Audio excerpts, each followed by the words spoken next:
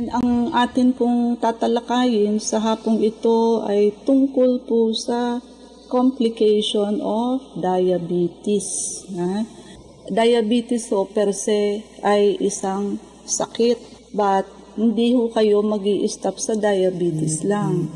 Pagka ho ang sugar ninyo ay hindi ho kontrolado, may diabetes na kayo, mauuwi pa ho kayo sa komplikasyon. Marami ho tayong komplikasyon, kaya malaking factor po yung i-control ninyo yung sugar ninyo sa normal value. Nangunguna ho yung cardiovascular disease. So sa puso po. So yung mga tao hong may diabetes are mas high risk po yan na magkaroon ng cardiovascular problem. Kasama na ho dyan ang bara sa puso, heart attack, stroke, and atherosclerosis. Bara sa coronary arteries. Ang glucose kasi or sugar, nakaka-damage ho yan ng blood vessel or ugat. Pati na ho nerves. When you say blood vessel, arteries, and vein, iba rin ho ang nerves, pero ugat pa rin ho yan sa Tagalog. Ang nerves po, yan yung sa sensation, pakiramdam. And ang blood vessel, oxygen and nutrition ho, ang laman ng arteries and veins. Tsaka diabetes, no? Ang pangit ho kapag yung high blood na, diabetic pa. Kasi atherosclerosis, kadalasan pagka may high blood ka, so magnanarrow ho yung diameter ng arteries, kasi nga ho, yung sa gilid, kumapal na ang atherosclerosis. If you are diabetic, masikip na ho pagdaan ng blood. Kaya ho, masisira yung inner lining or endothelium ng ating arteries. Plus, the fact, yung sugar po ng taong may diabetes ay nasa blood. So, yung dumadaan hong blood, nandoon ang sugar na dapat ho ay nasa cells. Dagdagan mo ng sugar ang blood, what will happen? It will become sticky. Babagal ho yung circulation kasi thick yung blood, plus narrow pa ho yung dinadaanan, masisira ho ang lining ng ating arteries. Magkakaroon ho yan ng wear and tear, so may mga irritation. At dahilan ho dyan, yung mga antioxidant natin tulad ng vitamin B, vitamin C, and other vitamin E, dapat ho yan ang magtatakip sa ating mga wear and tear na gawa ng high blood and diabetes. But if wala kang masyadong antioxidant kasi nga hindi ho healthy ang lifestyle, puro karne, no, ang kinakain. So ang mangyayari ho ay si cholesterol ang magtatakip ho niyaan, no? Which is, di ho maganda yon dahilan sa, lalo hong kakapal yung atherosclerosis natin sa gilid ng arteries, no? So, paulit-ulit lang po yan, ayan, hanggang sa paliit ho ng paliit, pati yung coronary arteries, na maliit lang ho, na nagsusupply sa puso, ayun ho, mag-i-ischemia na yan, hanggang sa magkaroon kayo ng barado ugat sa puso. Bukod ho sa cardiovascular, isa rin ho sa komplikasyon ay nerve damage. So yung cardiovascular sa arteries and vein, kadalasan ho sa puso ang nagiging komplikasyon. Pag sa nerves naman ho, sa sensation o pakiramdam, neuropathy naman ho ang mararating niyan. Pagka ho prolong ang high blood sugar level, ang pinaka-naaapektuhan hong nerves is legs and feet. Yung mga distal part, yung malayo sa ating katawan, which is legs and feet, namamatay ho ang nerves.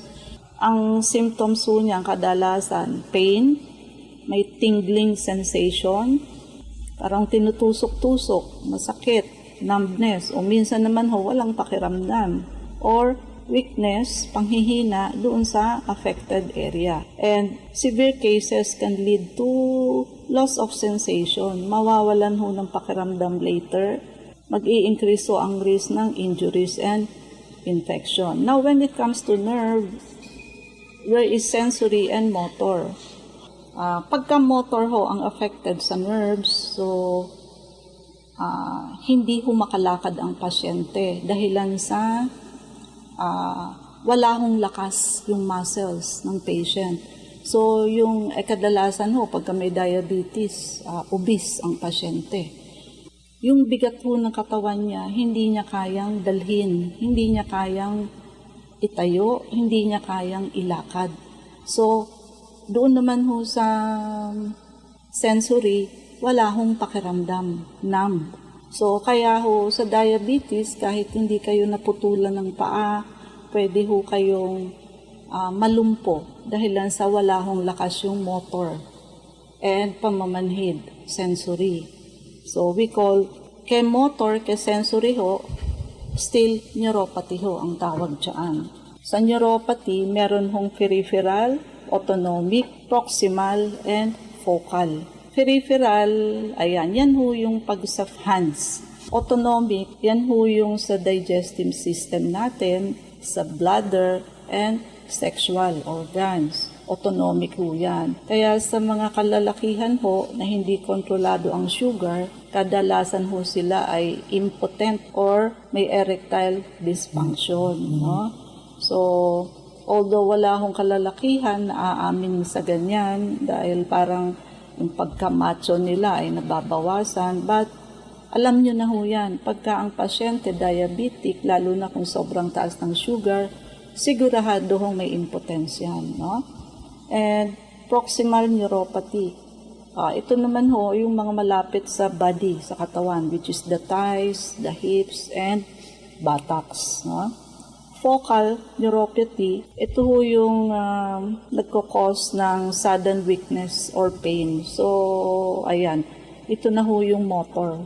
And, so cardiovascular neuropathy sa nerves, kidney damage. Nephropathy ho ang tawag dyan. Masisira ho ang kidney caused by high blood sugar leading to CKD and later potentially kidney failure. Kadalasan ho asymptomatic ito lalo na pag early stage.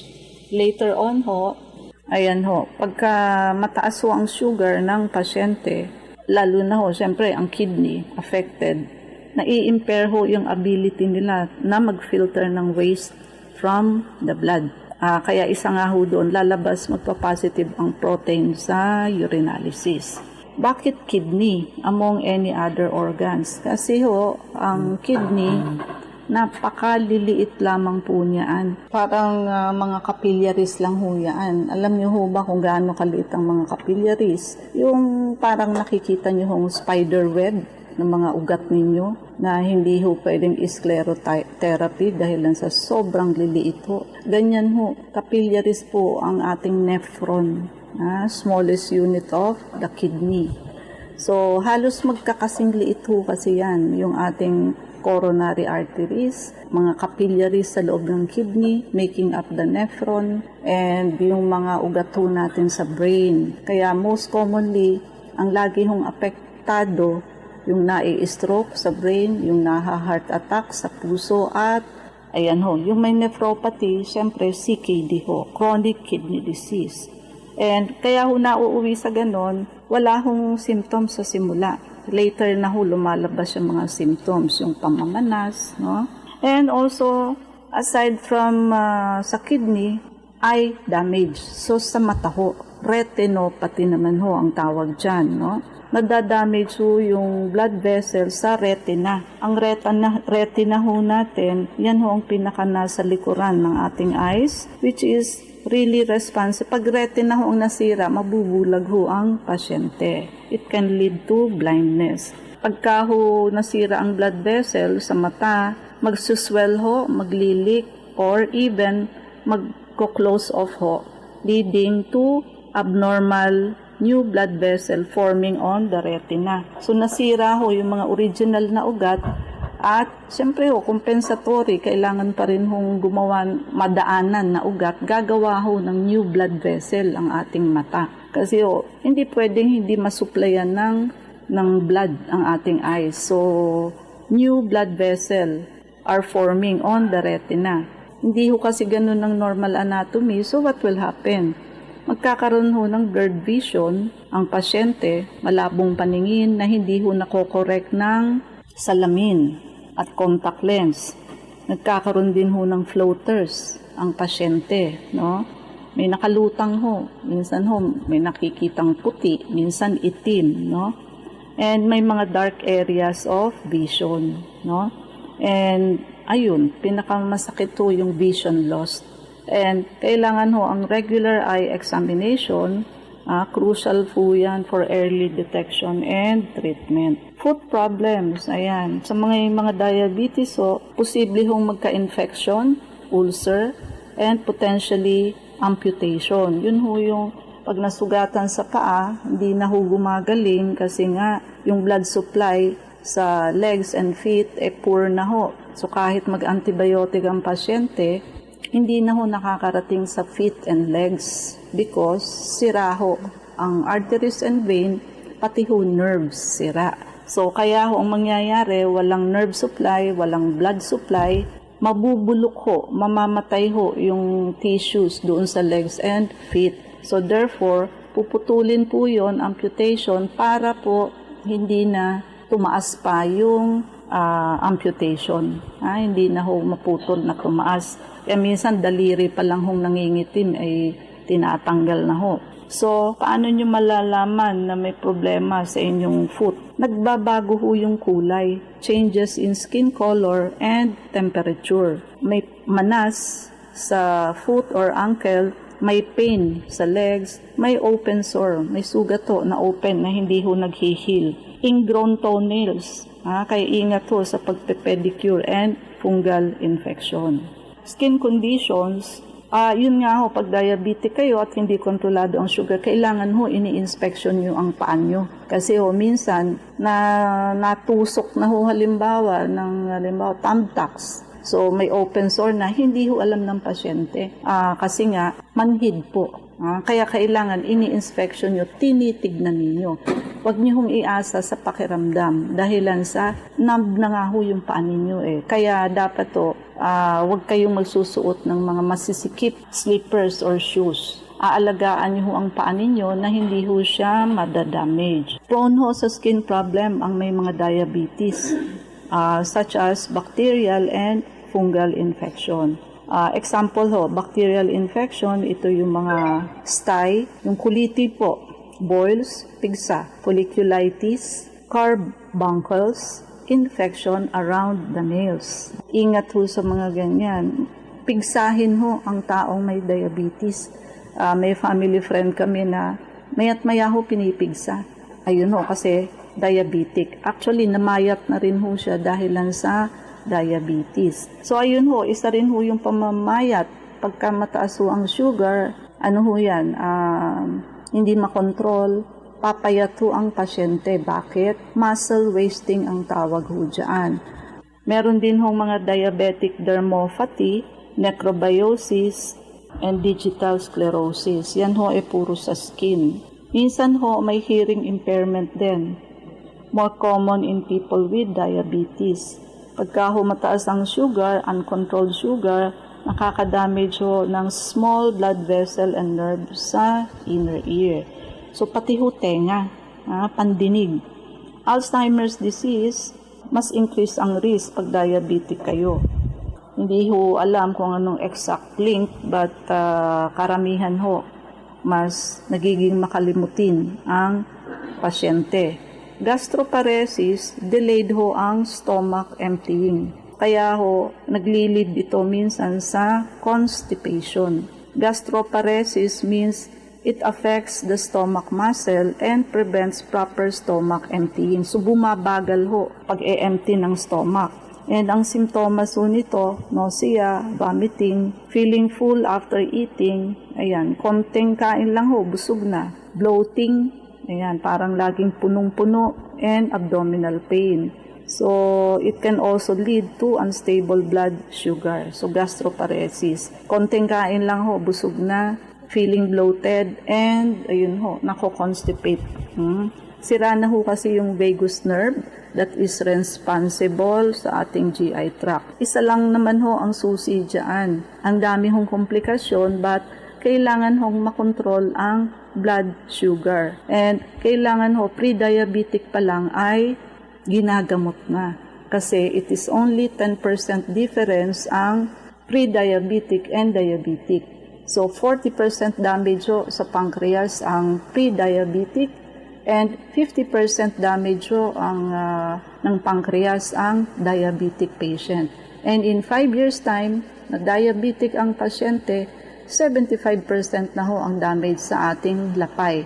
So unless we tackle or address the root cause, which is the pancreatic fluke and methanol, pag hindi ho natin papatayin yung bulate, patuloy niya hong sisirain ang ating lapay. Yung mga iniinom ho natin pang-control ng sugar, it is just to suppress and control, again, a band-aid treatment, but never about the root cause of the problem. So yung cure ho, hindi ho na-attain. So kung gusto niyo ho ng cure sa diabetes, para hindi ho kayo mauwi sa complication, bisitahin niyo kami sa aming clinic. But of course, there is no magic. It is also a process. But still, we can address it. Yung atin pong soap, IV anti-aging, IV whitening soap, napakabisa ho nitong ang pangbanat at pangpaputi. Tayo ho ay naka 5+1. Makiagaw na po kayo habang may stock pa ho tayo at kadalasan ho na-out of stock kami. Sa mga elderly ho, tuwang-tiwa sila dahil sa hindi lamang sa face, pati ho yung kanilang mga braso, kamay, feet, legs, banat po. So, kaya ho sa simula ang order niyan 2. Later on ho ang order 10, 12 sa isang tao lamang. Kaya ho marami nang nag-avail, maki-avail na rin ho kayo, makiagaw na habang may stock. Pag wala hong stock, maghihintay kayo ng 1 linggo or ilang araw para ho magkaroon uli ng stock. And samantalahin nyo ho yung 5+1. And also, yung atin hong detox protocol, so naka-buy 2+1 pa rin. So detox, 1-day blood cleansing, and vector scan. You will pay for just 2, malilibre nyo ho ang isa, which is vector scan. And also, yung atin hong beauty drip, yung mga gustong magkutis artista. Ang beauty drip po natin halos andyan na lahat ng pampaganda. May glutathione na ho yan, may collagen, may stem cell, may vitamin C, vitamin B, kojic acid, lipoic acid, at marami pa hong iba, peptides. So, andyan na hong lahat. Kaya promise po, pagka kayo ho ay nag-beauty drip, ay talaga hong mag-glow kayo. Pino ang skin, puputi kayo, pati mga blemishes ninyo maaalis, no? Naka-promo ho yan, discounted, pero pag bumili ho kayo ng 5, mas malaki ang discount. At pag bumili ho kayo ng 10, malaking discount plus, may +1 ho kayo, no? And IV laser, naka 20% discount po yan. I-prepaid nyo na ho habang bukas pa. So, pwede nyo na hong i-prepaid ang 20% IV laser, yung ating beauty drip, and also yung ating detox protocol. Wala hong expiration kung kailan ninyo gustong gamitin. And paki-like, share, and subscribe po. I-type nyo lamang ang Dr. Irene Lim, both sa YouTube and sa Facebook. And paki-like and follow. Hanapin nyo ho sa page ko yung ating mga small videos sa Reels and TikTok. Makikita nyo ho doon yung mga 1.5 video natin. It is very short, but it is very educational. Yun po, marami ho kayo. Kapital. Okay, so ganito po masasabi ko, hintayin nyo po yung aming kape. Maglalabas ho kami ng kape na FDA approved at hindi ho siya acidic. Huwag kayong magsasabi ng diagnosis. Sabihin nyo lang ho yung simptomas. When you say heartburn, baka mamaya ho, hindi naman talaga heartburn yung nararamdaman ninyo. Sabihin nyo lang ho na mahapdi ang sikmura ninyo. But of course, if it is an ordinary coffee, sigurado ho may caffeine. So, I don't allow you unless alam ko yung contents ng coffee. So, iwasan niyo po muna yon, no? Meron tayong oras, mangyari po lamang na kayo magpalista kung kayo magpapacheck up. So, Unit 1101, Clinica Medica 101, Centuria Medical Makati, Salamanca Street Corner, Kalayaan Avenue, Makati City. So, ang landmark po natin is along Makati Avenue, yung corner General Luna Street. Everyday ho bukas ang clinic, pati na rin Saturday and Sunday, and even holidays. Kailangan lamang ho magpalista kayo ahead. IB ang mga numero. Pwede po kayong tumawag sa 546-9412, 0922-875-2899. Pwede rin po kayo mag-text sa 0925-896-1689 at 0917-810-6169.